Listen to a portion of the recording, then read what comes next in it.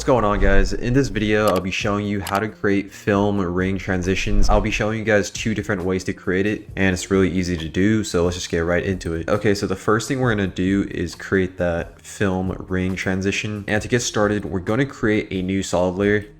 So for this solid layer, I'm gonna have it kind of like an orange color because, you know, we want it to look like that film burn. So I'll make it like that.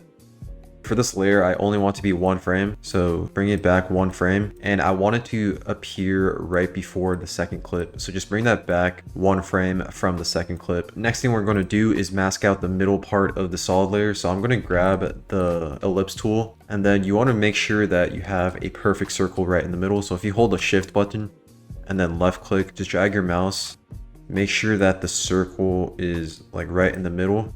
And for the size, you can just like make it like this, but then eventually if we open up the mask settings, you can adjust the mask expansion. So I'll just keep mine like that. And then I'm going to make sure that the anchor point is right in the middle by holding the control button and then left click the anchor point tool twice. Then I'm going to just align this right in the center. Instead of having the mask at add, I'm going to change it to subtract so that we can see the middle part of the clip. Then I'm going to scale up this layer because it doesn't fully fill the screen. So you want to make sure that it fully fills the composition, and you want to have the layer, it doesn't have to be like right at the center, but I'm just going to do it because I feel like that'll make it look better. And then for the mask expansion, if you click M twice for this layer, it opens up the mask settings. You can adjust the mask expansion, and as you guys can see, it makes it either smaller or bigger. I'll just decrease it to -30. I think that's a good size. Then we're going to add a roughen edges. By adding this effect, it creates that like textured look for the edges of this layer. And we're going to be focusing on the border as well as the scale. For the border, I'll increase that to around, I think 18 looks good. And then for the scale, you want to decrease that. So the more I decrease it, you know, like the more textured it looks. So I'm just going to decrease this to 25. Then we're going to change to blending mode. So click the toggle switches and modes. For the blending mode, you can change it to, I would say either add, lighten, or screen. I think those are like the best options, or overlay as well. Actually, no, that doesn't really look good. I think add or screen looks pretty good.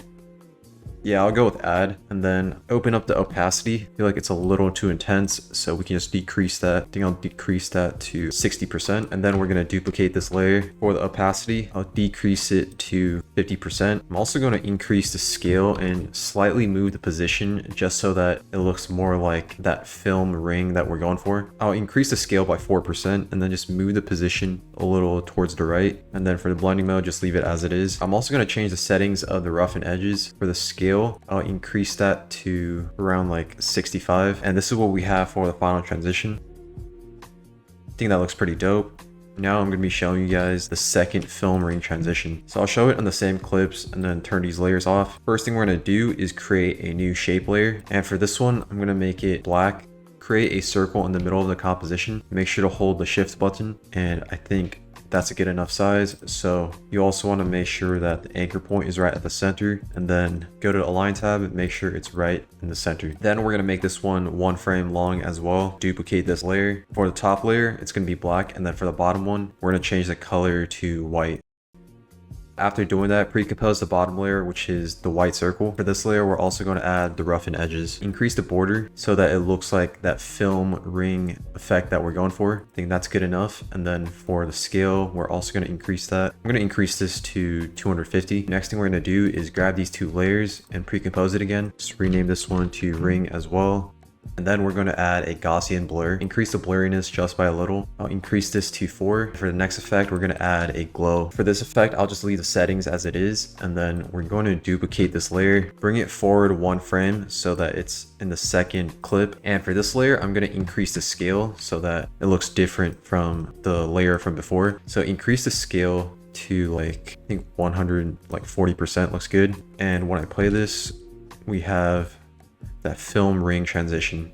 And those are two different ways that you can create these film ring transitions all within After Effects. That's all I have for this video. If you guys would like to further support me, I'll have the link to my editing packs down in the description. Thank you for watching. I'll see you guys in the next video.